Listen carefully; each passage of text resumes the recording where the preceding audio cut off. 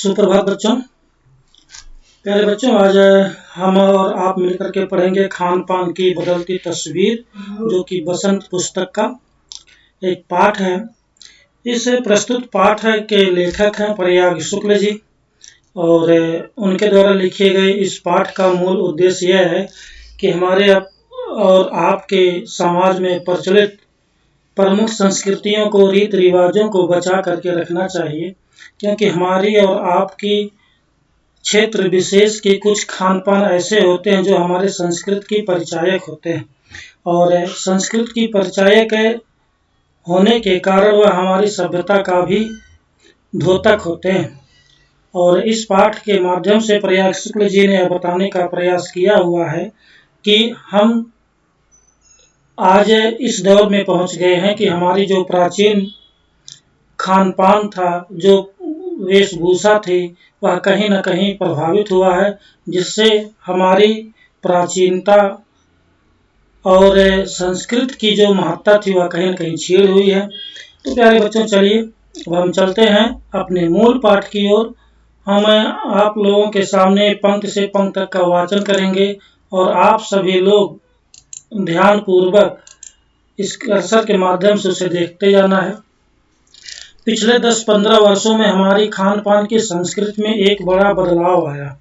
इडली, डोसा, सांभर, रसम अब केवल दक्षिण भारत तक सीमित नहीं है, ये उत्तर भारत के भी हर शहर में उपलब्ध है, और अब तो उत्तर भारत की ढाबा संस्कृति लगभग पूरे देश में फैल चुकी है।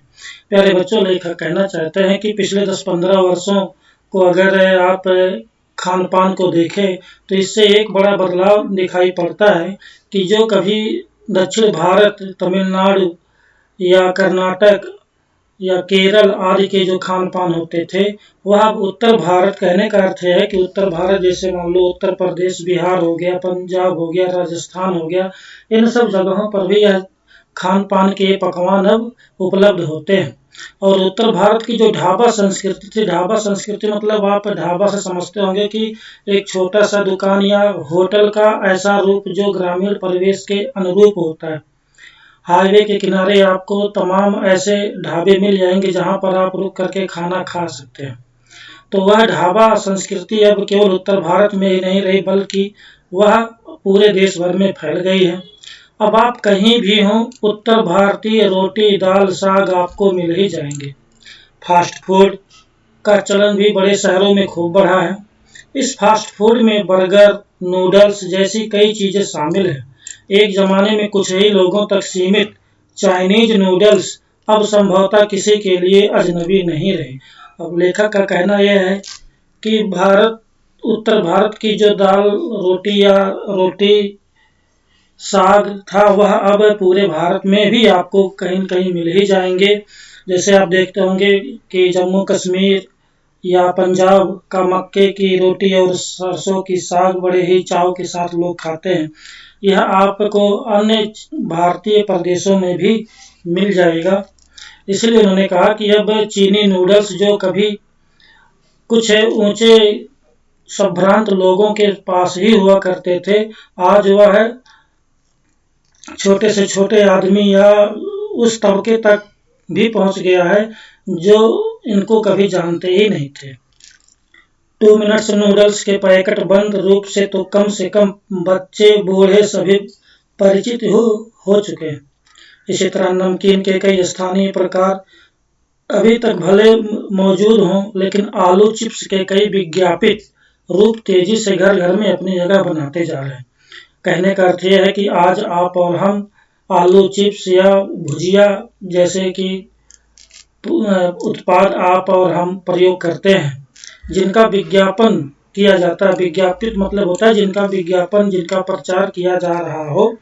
आप टीवी के माध्यम से भी बड़े से खान पान के पकवानों और उनके प्रकारों को जानते आ रहे हैं।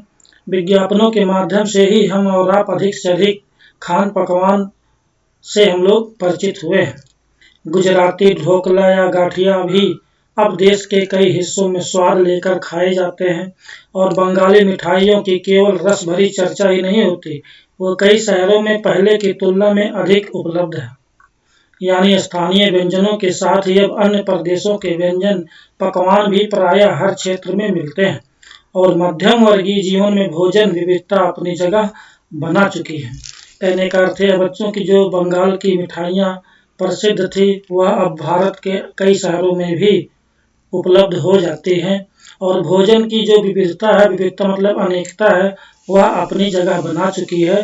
अर्थात जहाँ पहले किसी प्रदेश में वहाँ की एक स्थानीय व्यंजनों की भरमार होती थी, वहाँ पर अब अन्य प्रदेशों के व्यंजन भी उपलब्ध होते हैं।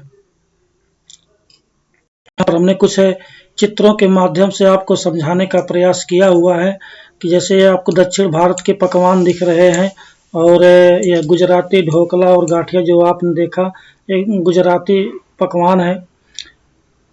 और इसके अलावा ढाबा संस्कृति आप ये देख सकते होंगे कि ढाबा जो एक हाईवे के पास में होता है या रोड के किनारे लोग बना करके रखते हैं जिस जहाँ पर रुक करके आप खाना खाते हैं। और यह उत्तर भारत की रोटी दाल और सब्जी साग है। तो प्यारे बच्चों, कहने का अर्थ जितना अभी तक हम लोगों ने पढ़ा वहाँ पर कहने का अर्थ ये था कि आज खान पान की जो सभ्यता विकसित हो रही है वह किसी प्रदेश विशेष में ही स्थिर न होकर के देश के विभिन्न भागों में भी फैलते जा रही है। वह चाहे दक्षिण भारत के पकवान हो चाहे उत्तर भारत के पकवान ही क्यों ना हो। चलिए आगे चलते हैं। कुछ चीजें और भी हुई हैं, मसलन अंग्रेजी राज तक जो ब्रेड केवल साहबी ठिकानों तक सीमित थी वह कस्बों तक पहुंच चुकी है और नाश्ते के रूप में लाखों करोड़ों भारतीय घरों में सेकी तली जा रही है। लेखक के कहने का अर्थ यह है बच्चों कि जो पहले ब्रेड कभी ऊंचे या कहते हैं ना कि अमीर घरों में ही केवल खाया जाता था, वह अब अन्य लोगों तक भी पहुंच रहा है। जैसे ब्रेड आज आम जीवन में लोग बड़े ही धड़ल्ले के साथ उसका प्रयोग कर रहे हैं। तो कहने का अर्थ है कि वह अब भारत के लाखों करोड़ों लोग इसको खा रहे हैं, इसको सेक या तल करके इसका प्रयोग कर रहे हैं। खान पान की इस बदली हुई संस्कृति से सबसे अधिक प्रभावित नई पीढ़ी हुई है। नई पीढ़ी मतलब नवयुवा या जो अभी पीढ़ी चल रही है या जो आने वाली पीढ़ी होगी, जो पहले के स्थानीय व्यंजनों के बारे में बहुत कम जानती है पर कई नए व्यंजनों के बारे में बहुत कुछ जानती है। लेखक के कहने का अर्थ यह है बच्चों कि हमारा और आपका ऐसा स्वभाव हो गया है कि हम अपने स्थानीय व्यंजनों के बारे में तो नहीं जानते, लेकिन चाइनीज नूडल्स या फास्ट फूड के बारे में काफ़ी अधिक जानकारी रखते हैं। स्थानीय व्यंजन भी तो अब घटकर कुछ ही चीज़ों तक सीमित रह गए हैं। बम्बई की पाव भाजी और दिल्ली के छोले कुलचों की दुनिया पहले की तुलना में बड़ी जरूर है, पर अन्य स्थानीय व्यंजनों की दुनिया में छोटी हुई। जानकार ये भी बताते हैं कि मथुरा के पेड़े और आगरा के पेठे नमकीन में अब वह बात कहाँ रही। यानी जो चीज़ें बची भी हुई हैं उनकी गुणवत्ता में फर्क पड़ा है। फिर मौसम और ऋतुओं के अनुसार फलों खाद्यान्नों से जो व्यंजन और पकवान बना करते थे उन्हें बनाने की फुर्सत भी अब कितने लोगों को रह गई है। कहने का अर्थ बच्चों यह है, पिछले आप चैप्टर दादी माँ पढ़ा होगा और आपने वहाँ पर देखा कि लेखक कहते हैं कि वो सावन के महीने में या फिर कुआर का महीना जब आता है तो वहाँ पर गुड़ और चिवड़ा खाने को मिले या ना मिले, लेकिन उनको नहाने को जरूर मिल जाए। तो वह क्या था, वह एक मौसम विशेष में बनने वाले पकवान थे या मौसम विशेष में खाए जाने वाले आहार थे। तो वही वो कहते हैं कि अब लोगों को अपने स्थानीय व्यंजनों को बनाने के लिए समय ही नहीं है। अब गृहिणियों मतलब जो ऐसी महिलाएं जो घरों में रह कर के कार्य करती हैं या कामकाजी अर्थात ऐसी भी महिलाएं जो ऑफिसों वगैरह में काम कर रही होती हैं के लिए खरबूजे के बीज सुखाना, छीलना और फिर उनसे व्यंजन तैयार करना सचमुच दुस्साध्य है। दुस्साध्य का अर्थ है बच्चों बहुत ही कठिन है। अब लेखक कहते हैं कि वह चाहे कोई कुशल गृहिणी हो या फिर कोई कामकाजी महिला हो, अब उनके पास इतना समय नहीं है कि वह खरबूजे के बीज को सुखा करके छील करके उससे कोई स्थानीय व्यंजन बनाते। यानी हम पाते हैं कि एक और तो स्थानीय व्यंजनों में कमी आई है, दूसरी ओर वे ही देसी विदेशी व्यंजन अपनाए जा रहे हैं जिन्हें बनाने पकाने में सुविधा हो। जटिल प्रक्रियाओं वाली चीजें तो कभी कभार व्यंजन पुस्तिकाओं के आधार पर तैयार की जाती हैं। बच्चों, लेखक कहते हैं कि अब हम यह देखते हैं कि स्थानीय व्यंजनों में कमी आई है, लेकिन देसी और विदेशी जो देसी विदेशी व्यंजन है वह भी अब अपनाए जा रहे हैं, और जिनको बनाने और पकाने की सुविधा आजकल लोग ऑनलाइन नेट के माध्यम से या पुस्तिकाओं के माध्यम से उनकी जो बनाने की विधि है, जो उनकी कला है, उसको बड़े ही आसानी के साथ सीख करके और अच्छा पकवान पकाते हैं। अब शहरी जीवन में भी भागम भाग है, उसे देखते हुए यह स्थिति स्वाभाविक लगती है। अर्थात शहरी जीवन में जो लोगों का आज स्वभाव बदल गया है, आज लोगों के पास समय नहीं है, भागम भाग हर जगह पर मचा हुआ है, और उसमें इस प्रकार की चीजें जो कम समय में ही पक जाती हों, वह कहीं न कहीं स्वाभाविक भी है। फिर कमर तोड़ महंगाई ने भी लोगों को कई चीजों से धीरे धीरे वंचित किया।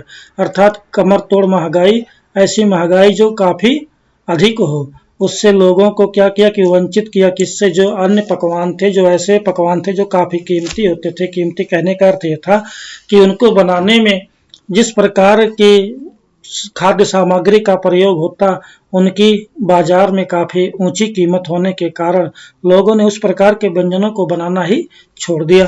जिन व्यंजनों में बिना मेवे के स्वाद नहीं आता, उन्हें बनाने पकाने के बारे में भला कौन 4 बार नहीं सोचेगा।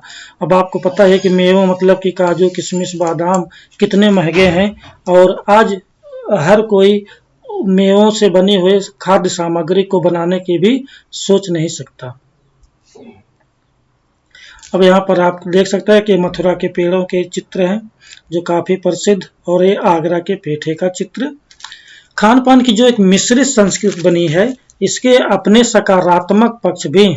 लेखक कहते हैं कि खान पान की जो मिश्रित मतलब बच्चों की जो मिली हुई संस्कृति है, अर्थात उत्तर भारत के व्यंजन दक्षिण भारत में और दक्षिण भारत के व्यंजन उत्तर भारत में अगर मिल रहे हैं, यह एक मिश्रित है, मिला जुला हुआ संस्कृति है। और उसका सकारात्मक मतलब होता है कि उसके कुछ लाभदायक पक्ष भी हैं। गृहिणियों और कामकाजी महिलाओं को अब जल्दी तैयार हो जाने वाले विविध व्यंजनों की विधियां उपलब्ध हैं। इसका फायदा यह हुआ कि जो गृहिणी हैं या कामकाजी महिला हैं, उनके पास अनेक व्यंजनों के बनाने की विधियां हो गई। नई पीढ़ी को देश विदेश के व्यंजनों को जानने का सुयोग मिला। सुयोग मतलब उन्हें नई पीढ़ी जो हमारी आई, उसे ऑनलाइन माध्यम से या पुस्तिकाओं के माध्यम से या देसी ही व्यंजनों को छोड़, देसी ही व्यंजन क्या, विदेश के व्यंजन भी वो लोगों को जानने का उन्हें सौभाग्य मिला, भले ही किन्हीं कारणों से और किन्हीं खास रूपों में। क्योंकि यह भी एक सच्चाई है कि ये विविध व्यंजन इन्हें निखालिस रूप में उपलब्ध नहीं। पर बच्चों, निखालिस का अर्थ होता है शुद्ध रूप में। वो कहते हैं कि किसी भी रूप में हो, अब जो व्यंजन आप और हम प्रयोग करते हैं, या आप देखेंगे त्योहारों के मौसम में जब मिठाइयों की बिक्री बढ़ती है, तो कहीं न कहीं मिठाइयों की शुद्धता पर भी प्रश्न चिन्ह उठते रहे। आज़ादी के बाद उद्योग धंधों, नौकरियों, तबादलों का जो एक नया विस्तार हुआ, उसके कारण भी खान पान की चीजें किसी एक प्रदेश से दूसरे प्रदेश में पहुंची। बड़े शहरों के मध्यम वर्गीय स्कूलों में जब दोपहर के टिफिन के वक्त बच्चों के टिफिन डिब्बे खुलते हैं, तो उनसे विभिन्न प्रदेशों के व्यंजनों की एक खुशबू उठती है। लेखक कहते हैं कि आप भी जब अपने स्कूल में होते हैं और जब दोपहर के समय आप अपना टिफिन खोलते हैं, तो अनेक प्रदेशों के व्यंजन की खुशबू आती है, और यह कहीं ना कहीं हकीकत भी है। आप अपने बीच भी इस चीज को अनुभूत कर सकते हैं, इसे एहसास कर सकते हैं कि बड़े से बच्चे ऐसे हैं जो दक्षिण भारत के हैं, बड़े से लोग ऐसे हैं जो उत्तर भारत के हैं, बड़े से लोग ऐसे भी हैं जो पूर्वोत्तर भारत के हैं। तो उन बच्चों के अलग अलग पकवान उनकी टिफिनों के माध्यम से आप और हमारे बीच में पहुंचता है, और जिसकी खुशबू चारों ओर फैलती है। हम खान पान से भी एक दूसरे को जानते हैं। इस दृष्टि से देखें तो खान पान की नई संस्कृति हमें राष्ट्रीय एकता के लिए नए बीज भी मिल सकते हैं। बीज भली भांति तभी अंकुरित होंगे जब हम खान पान से जुड़ी हुई दूसरी चीजों की ओर भी ध्यान देंगे। लेखक कहते हैं बच्चों कि इन खान पान के जो मिश्रित संस्कृति है, वह कहीं न कहीं हमारे राष्ट्रीय एकता में एक बीज का रूप है, और यह तभी एक बीज से फल बनेगा या अंकुरित होगा जब हम उनसे जुड़ी हुई एक दूसरी चीज़ों मतलब क्या, कि वहाँ के खान पान, वहाँ के रहन सहन, वहाँ के पहनावे को भी अगर हम समझें, तो कहीं न कहीं यह राष्ट्रीय एकता के लिए बड़ा ही अच्छा होगा। मसलन हम उस बोली बानी, उनकी बोलने चालने, भाषा भूषा, उनकी भाषा और उनके पहनावे आदि को भी किसी न किसी रूप में ज़्यादा जानेंगे, जो किसी खान पान विशेष से जुड़ी हुई है। इसी के साथ ध्यान देने की बात यह है कि स्थानीय व्यंजनों का पुनरुद्धार भी जरूरी है, जिन्हें अब एथनिक कहकर पुकारने का चलन बढ़ा है।